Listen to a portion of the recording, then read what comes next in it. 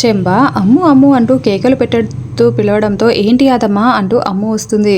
కాస్త ఈ బట్టలు మేడ మీద ఆరేస్తావా అని చెంబ చెప్పడంతో అలాగే అని బట్టల బకెట్ని అమ్ము మేడపైకి తీసుకువెళ్ళి ఆరేస్తూ ఉంటుంది. ఏంటి మనోహరి, అమ్ముని చంపేస్తున్నావా అని చెంబ అడుగుతూ ఉంటే మ్యాక్సిమం కాళ్ళు చేతులు విరిగిపోయేలా చేస్తాను. ఒకవేళ నాపై డౌట్ వచ్చేలా ఉంటే నేను చంపేస్తాను. ఇదైతే కన్ఫర్మ్ అని మనోహరి మేడపైకి వెళ్తుంది.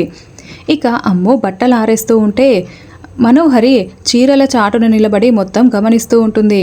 అప్పుడే అమ్ము చూడకుండా ఒక డ్రెస్ని తీసేసి మేడపైన ఉన్న కిందే ఉన్న సజ్జ మీద పడేస్తుంది. ఏమీ తెలియనట్లు అయ్యయ్యో అని అరుస్తూ ఉంటే ఏమైంది ఆంటీ అంటూ బట్టలు ఆరేస్తున్న అమ్ము అడుగుతూ ఉంటుంది.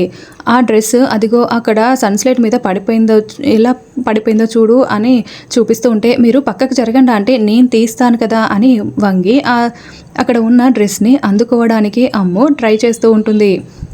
ఇక మనోహరి అమ్ముని మేడపై నుండి కిందకి తోయడానికి కాళ్ళు ఎత్తి నెట్టేయడానికి చేతుల్ని పెడుతూ ఉంటుంది.